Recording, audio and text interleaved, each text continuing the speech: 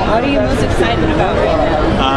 Well, more Buffy, and then after that, a little more Buffy, and then a little more Buffy. So for the next year or so, we're going to have a lot of Buffy coming up. Can you tell us anything about the plot line coming up? Is it Twilight, or any characters who will be popping up? I could, but then I probably wouldn't do more Buffy, and even more Buffy afterwards. Unfortunately, no, that's one of those big reveals that if you stand true, it will be coming sometime next year. Everybody's going to realize, and I think the world will end as we know it, pretty much. You know, enjoy yourself now, because there isn't much time. So, what was it like working on a project that's this high profile? Very unsuspecting. I had no idea of its popularity when I first got to it. And when you're an artist, I think mostly you live in a bubble, because you're really, being here at San Diego is really nice, and yeah, there is that sort of, wow, this is really cool, and there's this whole, you know, image about it, but the reality is you're at home or you're in a studio working 9 hours a day. You don't hear anything unless you really go on the computer or somebody tells you something.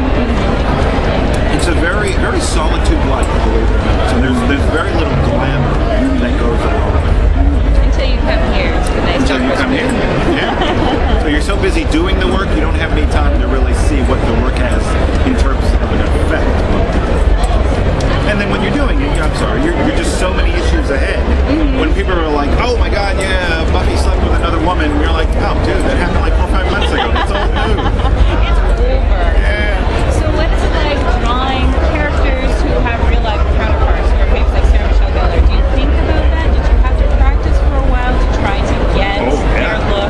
Yeah, I think I'm still practicing. You know, I'm on issue 30 and I'm still practicing their looks.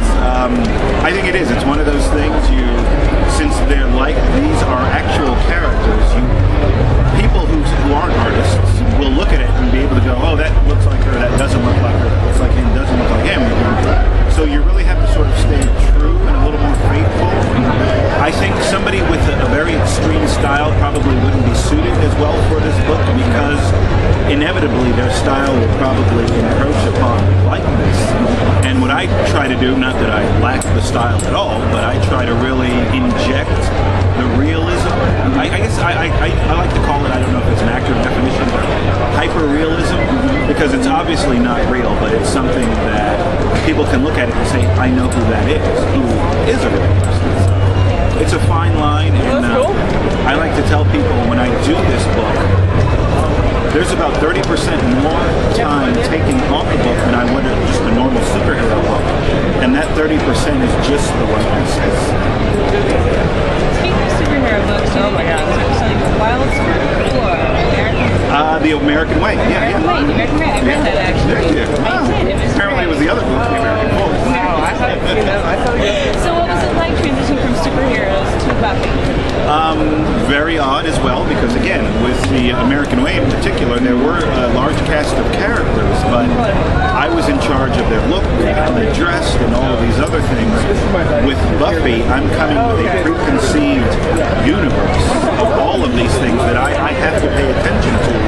And I think a lot of Buffy's popularity is due in part to, there's a familiarity there that readers kind of go, you know, it really gives me the feel of the TV show, which is always great to hear. I love hearing that compliment more than anything.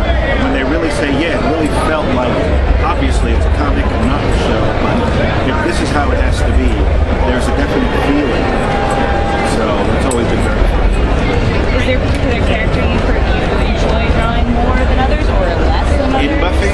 Yeah, in Buffy. Well, you know, I like to say I love to dance with the girl I came with. So Buffy is always a hot ticket for me, but I'm real particular with Faith. I like her a lot. And I seem to be very at ease with all the male characters, strangely enough. Because there's this sort of, two-way street with art. In women, it's the less lines you put in, the more beautiful they are.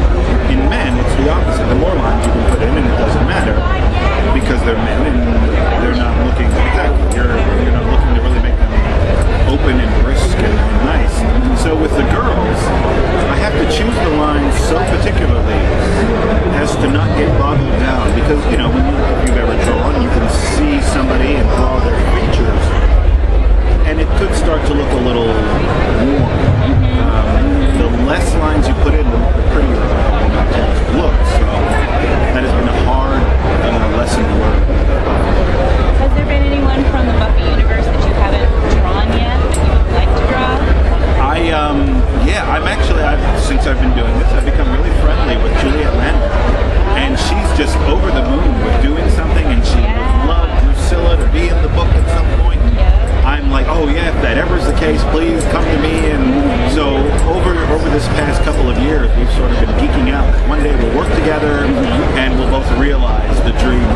Priscilla being in comics and that I'm drawing her. And Juliet's just really happy. Beyond season 8, do you think he'll be on season 9? Well, I know there'll be a season 9. I don't know my involvement. I would love to be involved in some way, but that's still so far off. I don't think I can even think of that just yet. But I would love to be involved in something. How many issues are there left of season 8? Ultimately, they're going to be 40, and I'm actually on issue 30, and I believe issue 26 is out now. So we're sort of coming towards the end of the line. You know, you can sort of see that light at the end of the tunnel. Yeah. And you know, this is sort of a marathon now, and I can slow down and take it easy, or I can really start putting in that second wind. So yeah, I'm going to be exhausted. All of this is finished. You probably won't see me for a year because I've just passed out or I'm not alive anymore. What are you doing beyond Buffy? I heard you were doing some stories for DC. I was doing Manhunter for DC, which ironically enough, Mark Adrago, who's the writer, is good friends with Tom Lane, who's Andrew on Buffy. So very small world the way these things sort of come together. And I did about 3 issues for that. But otherwise, Buffy's my full-time gig. She's a girl. She's very demanding, and I can't do much. So The Manhunter too is a very strong, kind of self-sufficient woman.